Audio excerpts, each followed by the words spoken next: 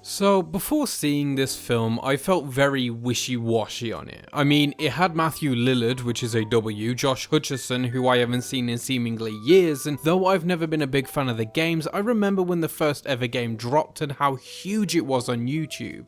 It's kind of hard to convey to younger audiences just how massive it was. Like in 2014, gaming on YouTube wasn't as big as it is now. Back then, the majority of everything was Call of Duty or GTA 5. Amnesia did pretty big things for people like PewDiePie, but otherwise everything else was kind of just drowned out, until Five Nights at Freddy's, which launched so many YouTube careers into stardom. Most notably Markiplier. It was a cool little indie game which is now a huge franchise with 1,000,000 pages of lore, way too many YouTube essays, and now a movie.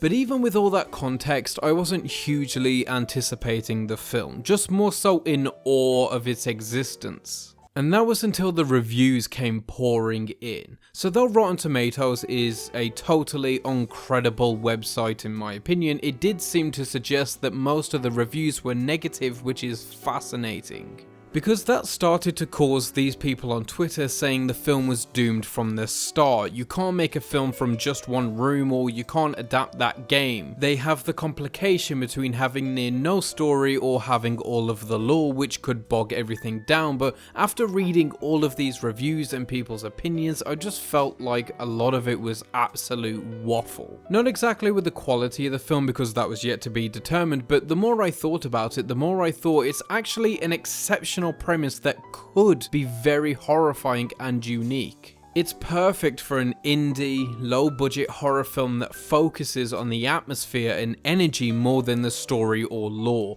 because they can easily translate with the right writers and directors what made the initial game such a hit. Because nobody back then cared about the story, because it didn't matter. What mattered was the vibe of the game, the individuality of it, the absolute terrifying nature of being confined into one room, knowing these supernatural animatronics are trying to get to you and you have no choice but to stay put, to wait it out with limited resources at your disposal. You had to survive the night with no way to fight back except to watch. And to me that seems like a very fun idea that you could play with. You could spawn a very individual kind of horror film this way. I mean, we have films set in one room. We have Rear Window by Alfred Hitchcock. We have 12 Angry Men by Sidney Lumet. We have pretty much the whole of like Saw by James Wan. These concepts can work, and when they work very well, but you need great writers to make that tension build perfectly. This film could be like Skinamarink, but like actually good. And then I saw the movie. And the one way I could describe this film most efficiently is waste of potential. So as I first pitched, this film should be, in my opinion, a very simple and confined story about a single security guard just trying to survive his first week whilst working at this pizzeria. It should be focused on building appropriate tension, genuine horror, and not so wrapped up in the years of lore built post the first game. It should be a reflection of what made the initial game a hit, not what the franchise eventually became, especially if they had hoped to turn this into a franchise itself. But unfortunately, the film became very bogged down by trying to pack in so much lore and backstory to appease fans, which granted seemingly has worked, but in turn has destroyed all remnants of a compelling narrative this film would possibly have had. So I think this is a good time to discuss the difference between plot and story, because I think people confuse the two a lot. The plot of a film is the sequence of events that fulfill the narrative. The story is what those plot points together attempt to put across to the audience, whether they're successful or not. Some films have a lot of plot points but very little story, kind of like Inside from this year starring Willem Dafoe.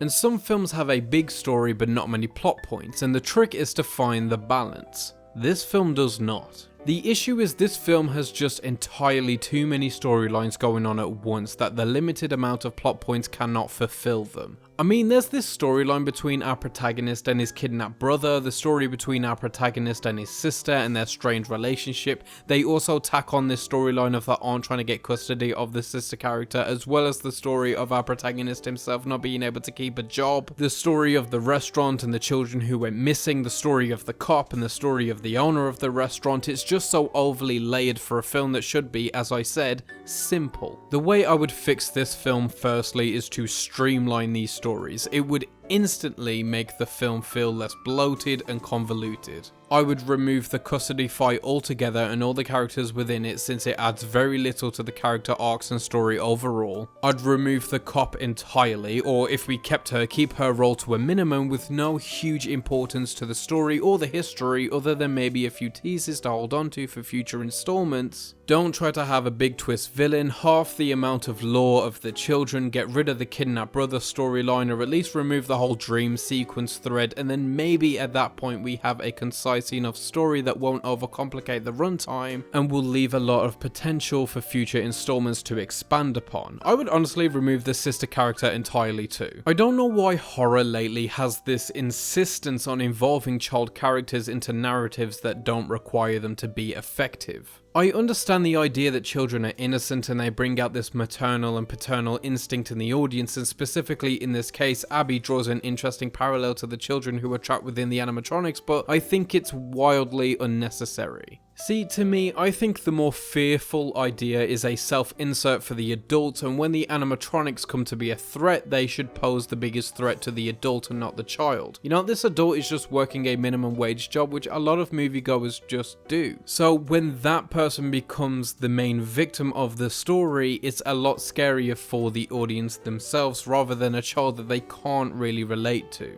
Also, that was partially the appeal of the initial game anyway, was being in the boots of that security guard, knowing you don't get paid near enough to deal with this BS. But you know, the film isn't all terrible. The set design and animatronics themselves are pretty impressive. I think the location actually felt like it had history, and the acting was pretty decent. Like I said, Josh Hutcherson is great, and it was nice to see him back on screen, and easily the most fun presence on screen was Matthew Lillard. And now I'm going to enter a bit of a spoiler territory, so you've been warned, jump to here to avoid those. The two things that stood out as particularly weird were the Matt, Pat and Corey cameos, but honestly they were just crappy enough and awkward placements that it was one of the few times I genuinely felt alive, because it was hilarious to hear Matt Pat say in a real feature film, "That's just a theory." Also this. I'm not kidding, Dad.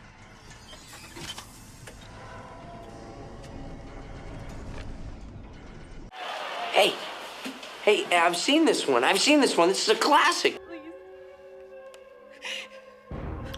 Surprise, Sydney.